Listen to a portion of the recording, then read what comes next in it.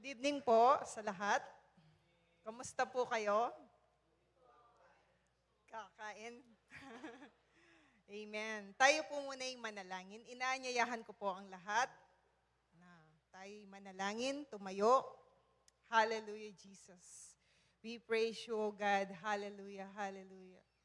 Ama, sa pangalan ni Jesus at ng banal na Espiritu Santo, Lord, Diyos kang totoo, Diyos kang tapat, Diyos kang banal. Lord God, pinupuri ka namin. Sinasamba ka namin sa Espiritu at katotohanan. Lord, sa oras nito, amin pong inialay ang aming mga sarili. Sa oras nito, God, patuloy niyo po kaming baguhin. Search our hearts, O God.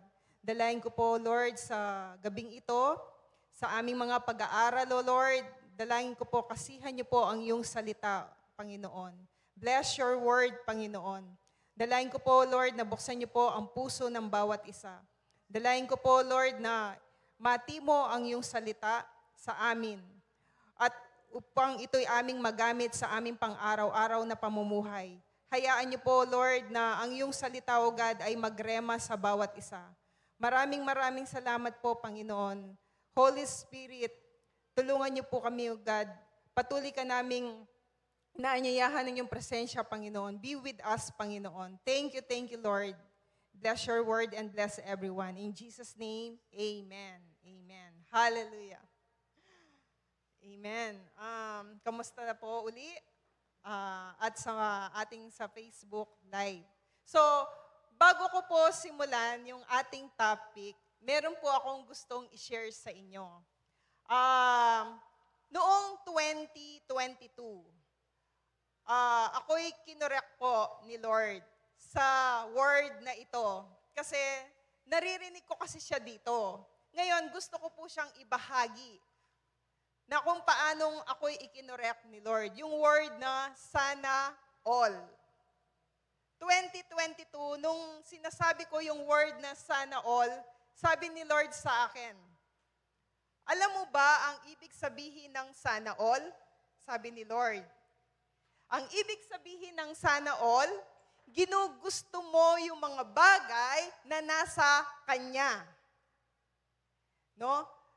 Ang ibig sabihin nun, minimithi mo kung saan siya nagpunta, minimithi mo kung ano yung mga kinain niya, or kung ano yung mga bagay na nasa Kanya.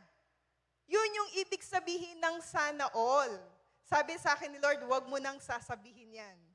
Kasi, pinapamper naman kita, sabi ni Lord sa akin. Kapag may hinihingi ka na naaayon sa aking kalooban, binibigay ko. So, dinadala naman kita. So, si Lord, meron siyang sariling paraan sa atin. Meron siyang sariling paraan sa atin kung saan tayo'y kanyang pinapamper. So, sabi sa akin ni Lord noon, nung 2022, wag mo nang sasabihin yung sana all. Kasi yung sana all, nagsiselos ka, naiinggit ka. Yun yung ibig sabihin ng sana all. Ginugusto mo, minimithi mo yung lahat ng bagay na nasa Kanya. Kaya mula noon, hindi ko na po sinabi yung word na sana all. Yun lamang po. So, tayo po yung magsisimula na. So, yung topic po natin ay sa Romans chapter 15, verse 13. New King James Version. Now may the God of hope fill you with all joy and peace, and in believing that you may abound in hope by the power of the Holy Spirit.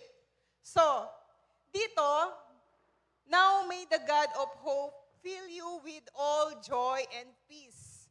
So, si Lord, pinapakita niya dito na siya yung source ng everything. Source siya ng lahat. No? Siya yung nagbibigay sa atin ng tunay na kapayapaan, ng tunay na kagalakan. No?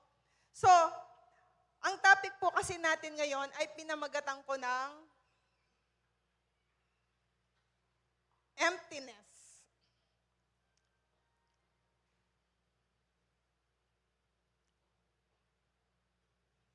emptiness.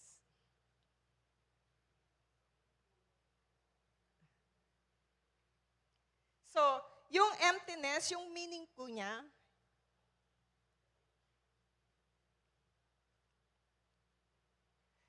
ang meaning ng emptiness na tinanong ko kay Google, a feeling of unhappy or frightening that nothing is worth, while especially when you are very tired or have just experienced something upsetting. So, maraming mga Kristiyano at di Kristiyano ang nakakaranas ng emptiness. Yung minsan, nasa kanila na yung lahat. Pero, nararamdaman pa rin nila na meron kulang. Merong kulang sa kanilang sarili. Alam niyo po ba yung topic natin itong na emptiness? Last year ko pa ito hinihingi kay Lord. October yon. Na gusto ko pong itakel yung word na emptiness. Kasi ngayon, sa araw-araw na marami po akong nai-encounter na may mga situations na hindi nila nakakayanan. Or kaya, gulong-gulo yung kaisipan nila, wala silang kapayapaan, nahihirapan sila doon sa kanilang mga situations. Minsan, yung mga taong na-encounter ko, nasa kanila na yung lahat. No? Pero ganun pa man, nararamdaman pa rin nila yung feeling na emptiness. Bagamat nasa kanila na yung lahat, unhappy pa rin sila, hindi pa rin sila masaya. No? So, nararamdaman nila yung malaking kakulangan sa kanilang puso, sa kanilang kalooban, na hindi sila nasasatisfy doon sa mga bagay na meron sila. So, yun yung ibig sabihin ng emptiness. No? Na pagod na sila sa maraming bagay, pagod na sila sa kanilang mga situations sa buhay. Lalo na kapag may nangyari pa sa kanila. So, meron po akong in-interview, year 2019. Meron po akong 3 kaibigan na in-interview patungkol sa emptiness. Number 1, si Honey. Si Honey, na kaibigan ko na taga Baguio. Siya ay isang operating manager sa China Bank. Tapos yung asawa niya, nagtatrabaho naman sa BIR. Meron siyang 2 anak. Yung isa, nakatapos na at nagtatrabaho. So yung isa, nag-aaral pa. Ngayon, tinanong ko siya, no, noong 2019. Sabi ko, Honey, sa kalagayan mo ngayon, sa situations mo, nararamdaman mo pa rin ba yung emptiness? Oo naman, sabi niya. So, nasa kanya na lahat. Maganda yung trabaho niya sa bangko. No? Maganda rin yung trabaho ng asawa niya. Nakatapos na yung isang anak niya at nagtatrabaho. So, nararamdaman pa rin daw niya yung feeling ng emptiness sa kanyang buhay. Na nahihirapan siya, hindi siya nasasatisfy, na hindi niya alam kung paano mapupunuan iyon. Number 2, si Gladys. Si Gladys ay isa siyang nurse sa isang malaking company sa Clark. Ngayon, si Gladys, maganda na yung trabaho niya, matagal na siya sa kanyang trabaho, maganda yung kanyang sahod. At meron siyang boyfriend na engineer, di ba? Pero kung titingnan mo yung situations niya, ang ganda. Ngayon, tinanong ko siya, Gladys, sabi ko sa kanya, nararamdaman mo pa rin ba yung emptiness? Yes, sabi niya, nararamdaman ko pa rin. No? So, nag-search ako sa kanila. No? Sinearch ko kasi yung ibig sabihin ng emptiness. At yung pangatlo, si Lynn. No? Taga-Conception din. Yung asawa niya, nasa Australia. Maganda yung trabaho, mechanical engineer yung asawa niya, at nagpapadala ito ng sustento sa kanyang pamilya. Meron silang 5 anak. So, sabi ko kay Lynn, sabi ko, kaibigan ko to. Pasensya na po kayo, marami po akong set of friends. Yung tatlong ito na in-interview ko, hindi sila magkakakilala. Hindi po sila magkakakilala. So, si Honey sa Baguio, si Gladys sa Pampanga, si Lynn sa Tarlac. Sabi ko, Lynn, sa situations mo ngayon, na yung asawa mo nasa Australia, tapos may 5 kang anak, na pinapadalhan naman kayo every month, nararamdaman mo pa rin ba yung feeling ng emptiness? Oo, sabi niya, nararamdaman ko pa rin yon, yung feeling ng emptiness. Lord, sabi ko, ang hirap pala kapag yung nasa puso mo na yun yung nandun na yung nakatatak sa'yo, nakalagay sa'yo, tapos hindi mo alam kung paano mapupunuan yon. So, yun yung emptiness na kung saan hindi mo alam kung ano yung makakapagpuno sa'yo. Hindi ka satisfied sa lahat ng bagay. Kahit nasa iyo na ang lahat, marami kang pera, no? Meron din po akong kaibigan na nasabi ko na sa inyo dati na milyonarya siya, pero hindi pa rin niya nararamdaman yung tunay na happiness naman. At wala siyang kapayapaan. So, alam niyo ba, yung emptiness na nararamdaman natin, yun yung mga bagay na si Lord lang yung makakapagpuno niyon. So, excuse me, kay Sammy. Yung meaning kay Blaise, yung kay Blaise Pascal. Ayan po. Sabi ni Blaise Pascal, there is a God-shaped vacuum in the heart of every man, which cannot be filled by any created thing. But only God, the Creator, made known through Jesus. So, yung emptiness na nararanasan natin, natural lang pala iyon, normal lang iyon. Dahil ang tanging makakapagpuno lang ng ating sa puso natin, doon sa emptiness na yon ay si Jesus. Si Lord lang yung makakapagpuno. No? Si Lord lang yung tanging makakapagbigay ng tunay na satisfaction sa atin. No? Yung feeling natin na unhappy tayo, hindi tayo satisfied sa maraming bagay. So, si Lord lang, kay Lord lang matatagpuan yung tunay na kaligayahan. So, meron po akong tanong dito. Sabi niya, paano malalabanan yung emptiness? So, buksan po natin sa 1 Peter chapter 5, verse 6 hanggang 7. 1 Peter 5, 6 hanggang 7.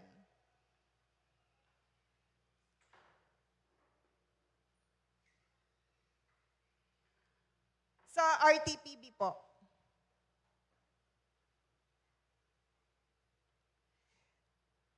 So, malalabanan yung emptiness na nararamdaman natin, yung parang may kulang. Hindi ka masaya, hindi ka satisfied. Malalabanan nito, sabi ng Bible sa 1 Peter chapter 5 verse 6 hanggang 7, sabi niya, kaya nga, pasakop kayo sa kapangyarihan ng Diyos at dadakilaan niya kayo pagdating ng takdang panahon. So, malalabanan yung kalungkutan, yung unhappiness kapag tayo'y nagpapasakop sa Diyos. Doon lamang iyon malalabanan. So, God knows exactly what is happening to you. Lagi ko tong nababanggit, no? Sa aking mga teaching. Alam ni Lord kung ano yung nangyayari sa'yo. Kailanman si Lord hindi siya nabibigla sa ating mga situations. Kung may mga aksidente, may mga nangyaring hindi maganda, si Lord hindi siya nabibigla kasi He is all-knowing God, no? Alam ni Lord yung eksaktong nangyayari sa buhay mo. Ngayon, bilang Kristiyano, bilang anak ng Diyos, meron kang identity. Meron kang identity sa harap ng Diyos. Ang gusto ni Lord, bilang isang Kristiyano, bilang anak niya, stand up. No? Stand up and know your identity. No? Know your identity sa harap ng Diyos. Ang problema, ang mga situations or mga circumstances na nararanasan natin sa ating buhay, tandaan nyo, hindi yan permanent. Yung mga problema, yung mga trials, hindi yan permanent sa atin. Na yan ay mga dumadaan lang. Dumadaan lang yung mga problems. Lahat tayo may mga problema. Iba-iba lamang yung level nito. No? Hindi po tayo exempted sa mga trials. Hindi po tayo exempted sa mga pagsubok. Pero hindi ito permanente. Kaya, bilang anak ng Diyos, know your identity sa harap ni Lord. Stand up. No? Stand up. Ngayon, you are not defined by your failures. Again, you are not defined by your failures in life. Huwag kang manatili sa sitwasyon or circumstances ng iyong buhay. Doon sa pagkakaroon ng emptiness. Huwag kang manatili doon, no? Lumapit tayo kay God. Pasakop tayo sa Kanya. Sinabi niya yon sa Kanyang salita. So, verse 7 po, ipagkatiwala ninyo sa Kanya ang inyong mga alalahanin sa buhay, sapagkat siya ay nagmamalasakit sa inyo. God cares for you. No? Kinikare ka ni Lord. Ipagkatiwala mo lamang sa Kanya lahat ng iyong alalahanin sa iyong buhay dahil lagi siyang nagmamalasakit sa iyo. Handa siyang makinig kapag ikaw ay lumalapit kay Lord. No? 1 Peter 1:7.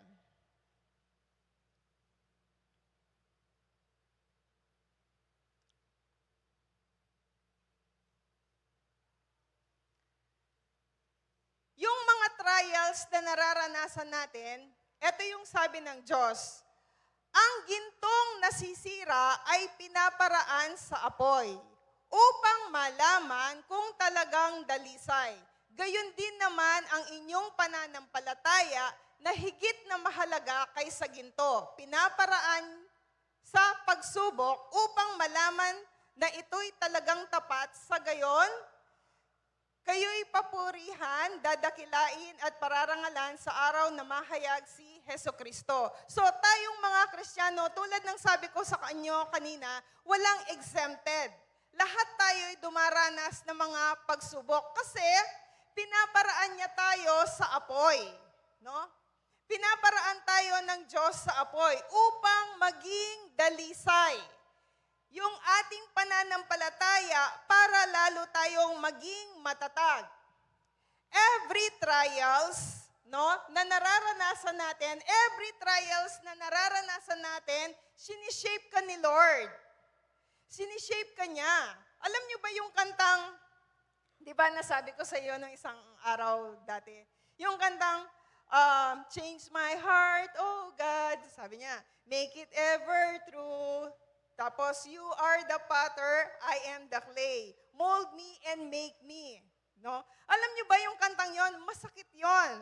Kasi dahil si Lord yung potter natin, tayo yung clay, kapag minumold ka na niya, kapag sinishape ka na niya, tinatapyas ka ni Lord sa mga ugali na minsan gusto natin, pero ayaw ni Lord, mga ugali na kinikip natin, ayaw nating ibigay kay Lord, yun yung masakit. Kapag sinishape ka ni Lord, alam niyo yung kantang yon, napakasakit nun, no? Yung, pag sinasabi niya, you are the potter, I am the clay. Mold me and shape me. This is what I pray, di ba? Sabi nung kantang yon. So, sa lahat ng nangyayari sa ating buhay, sinishape tayo ni Lord. No? Pinuporma ka niya doon sa nais niya. No? Ngayon, sa Bible, meron ding nakaranas ng emptiness, si Naomi. Sa Ruth chapter 1, verse 21, ISV. Ruth 1:21. ISV. Sabi niya dito, I left here full, but the Lord brought me back empty. So, si Ruth ay si Naomi. No? Naranasan niyang maging empty. So, alam naman natin yung kwento niya sa Bible. Yung asawa niya namatay.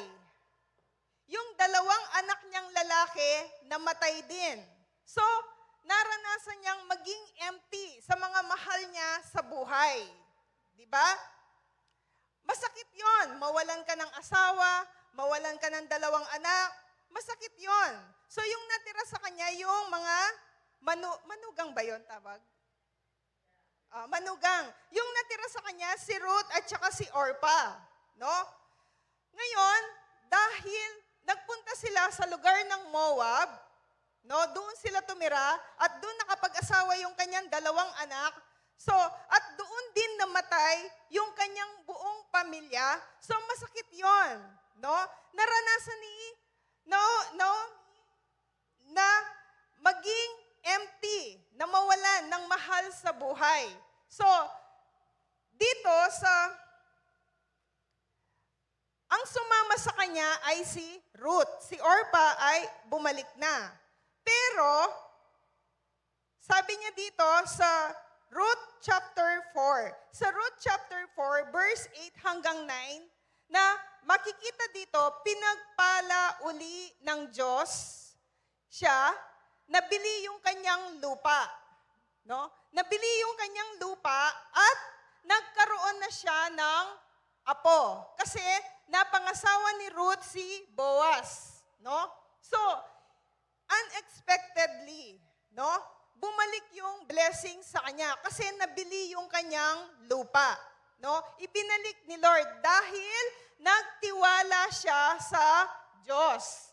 No? Yun. Naging empty siya, nawala yung kanyang mga mahal sa buhay. No? Number 2, sino pa yung dumanas ng pagkakaroon ng emptiness? Yung babaeng inaagasan ng dugo. Sa Mark chapter 5, verse 27. Alam naman natin, yung babaeng sa RTPB po. Alam naman natin yung babaeng inaagasan ng dugo, yung nawala naman sa kanya, yung na-empty naman sa kanya, yung kanyang kayamanan. Naubos lahat ng kanyang tinatangkilik. Nawala lahat sa kanya. No? Pero anong ginawa niya para mawala siya doon sa kanyang situations? Sa verse 27, ang sabi niya dito, nabalitaan niya ang tungkol kay Jesus. Kaya't nakipagsiksikan siya hanggang sa makalapit sa likuran ni Jesus at hinipo ang damit nito. So, ang ginawa ng babaeng iyon, nag-effort siya. No? Nag-effort siya na makalapit sa Diyos. No? Kasi walang-wala na siya, naubos na lahat. Kaya ang ginawa niya, nag-effort siya. Talagang hinanap niya si Lord. No? Wala na siyang pakialam kung marami yung taong nagsisiksikan, yung maraming tao yung nasa paligid. Kaya, ang ginawa niya, talagang gumawa siya ng paraan. Nag-effort siyang mapalapit sa ating Panginoon. No? At dahil doon, no, naranasan niya yung tunay na kagalingan. Mawala man sa kanya lahat ng kanyang tinatangkilik, lahat ng kanyang kayamanan. Pero hindi siya nabigo bandang huli. Dahil sa kanyang pananampalataya ay pinagaling siya ni Lord. So, sabi niya dito, ibinuhos niya lahat ng kanyang pagtitiwala. Nag-effort siyang mapalapit kay Jesus. No? So, ngayon, Only God can fill the emptiness. Tanging si Lord lang yung makakapagpuno o makakapagbigay ng satisfaction sa atin. Tanging si Lord lamang. At wala na pong iba. Tanging sa Kanya po lamang natin ito matatagpuan. So, sabi niya dito, si Solomon naman po. Si Solomon, pangatlong example. Si Solomon, nasa kanya na lahat ng katalinuhan, ng kayamanan, at mga asawa. Di ba? 1,000 yung kanyang asawa, 700 yung kanyang asawa, tapos 300 naman yung, so lahat yon ay 1,000. So, kay Solomon, nasa kanya na lahat. Pero naramdaman pa rin niya yung feeling ng emptiness. Kasi kung mababasa natin sa Ecclesiastes chapter 6 verse 10.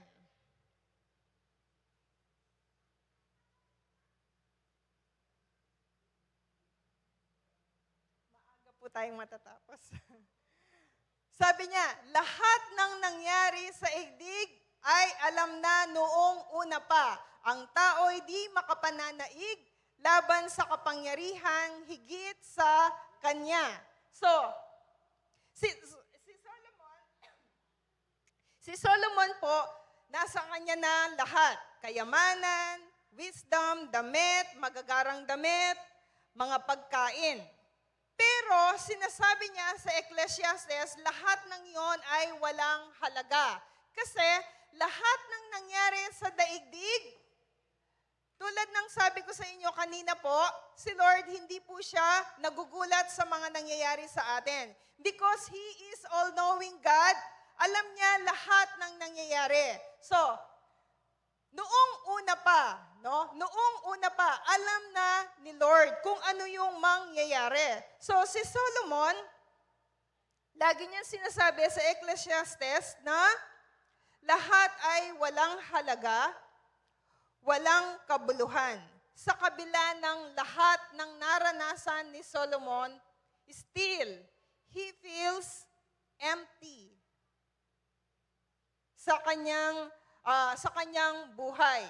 Kasi tanging si Lord lamang yung makakapagpuno nito, tanging si Lord lamang yung makakabuo, yung nararamdaman natin, yung magbibigay ng tunay na kapayapaan, yung tunay na kaligayahan. So, anumang sitwasyon na mahirap sa buhay, hindi man ito maganda, may purpose pa rin si Lord. Like Joseph. Si Joseph, naranasan din niyang yung feeling emptiness, no? Kasi 12 silang magkakapatid. Pero anong nangyari? Mag-isa na lang siya. Bakit? Una, siya'y binugbog, inihulog sa balon, ibinenta, tapos nakulong. Naranasan niyang mag-isa. Imagine 12 silang magkakapatid. Meron pa siyang tatay. Pero naranasan din niya yung emptiness. Naranasan niya yung mag-isa na lang siya. Si Joseph. No? So, ganun pa man, sa lahat ng nangyari sa kanya, sa Bible, hindi niya sinisi si Lord. Hindi sinisi ni Joseph yung mga nangyaring hindi maganda sa kanyang buhay. Dahil God designed you to do His will. Again, God designed you to do His will. Like Joseph. Marami man ang hindi magandang nangyari sa kanya. Katulad natin, hindi man clear sa ngayon yung mga nararanasan natin. Meron tayong ine-expect, pero hindi pa nangyayari. Meron tayong inaasahan, pero malabo pa, hindi clear. Ngayon, kagaya ni Joseph, nagtiwala siya ng buong-buo kay Lord. No? Yung mga nararanasan niya, hindi siya tumingin doon. Hindi tumingin doon si Joseph. Dahil alam niya, si Lord merong agenda. merong agenda si Lord na sa atin din. Merong nakalaan. Merong nakalaan sa bawat isa sa atin. Tulad ko, hindi ko in-expect na mapupunta po ako dito. Pero dinala po ako ni Lord dito sa lugar ng Olongapo. So, bawat isa sa atin, meron pong agenda si Lord. Meron siyang nakadesign para sa atin. Kaya huwag po tayong manghinawa. Patuloy pa rin nating ibigay yung pagtitiwala, pananampalataya sa Diyos. At kung lalakad tayo sa kalooban ng Diyos, again, kung lalakad tayo sa kalooban ng Diyos, makikita natin yung layunin ni Lord sa ating buhay. Buksan po natin sa Ephesians 2:10.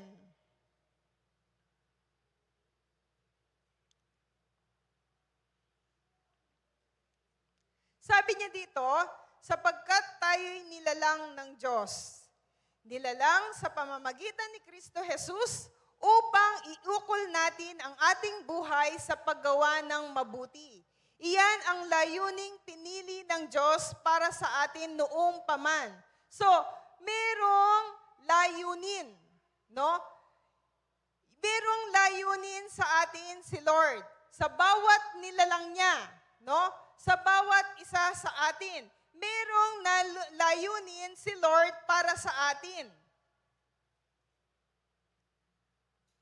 Sa bawat nilikha niya, meron siyang purpose. Proverbs 30 verse 5.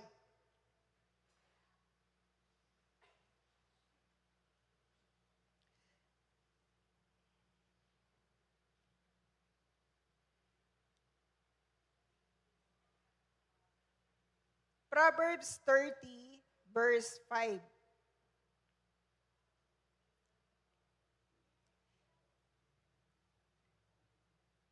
Ang lahat ng salita ng Diyos ay mapananaligan, at siya ang kanlungan ng mga nananalig sa Kanya. So, sa mga bawat promises ni Lord,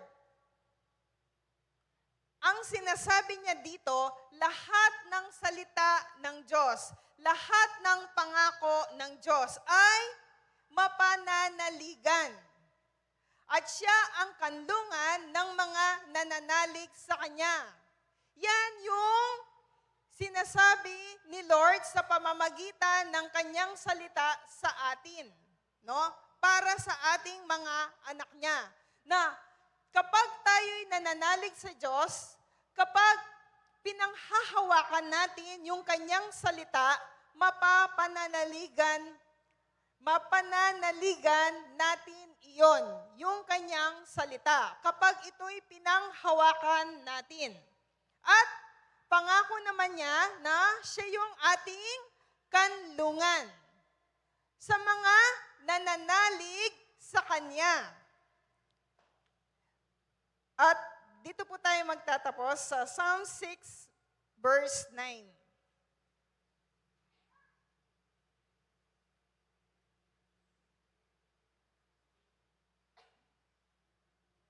Sabi niya dito, Psalm 6, verse 9, dinirinig ni Yahweh ang aking pagdaing at sasagutin niya ang aking panalangin.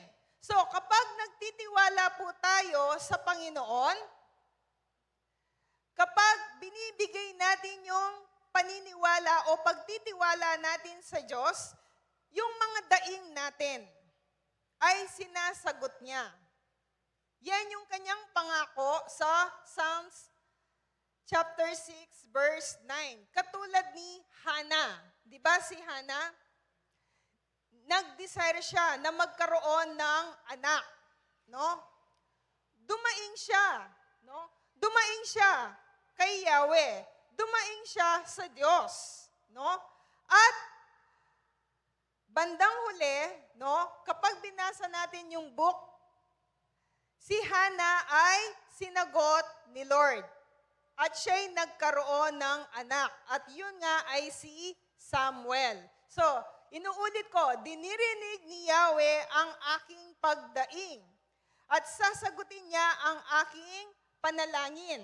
So, again, iba-iba man po ang ating pinagdaraanan, pero lahat ng yan ay hindi permanente. Sinishape po tayo ni Lord sa mga situations na meron tayo. Kasi dinidesign ka ni Lord. No? Dinidesign ka ni Lord. At para maging matatag ang iyong pananampalataya. Amen? God bless po sa lahat.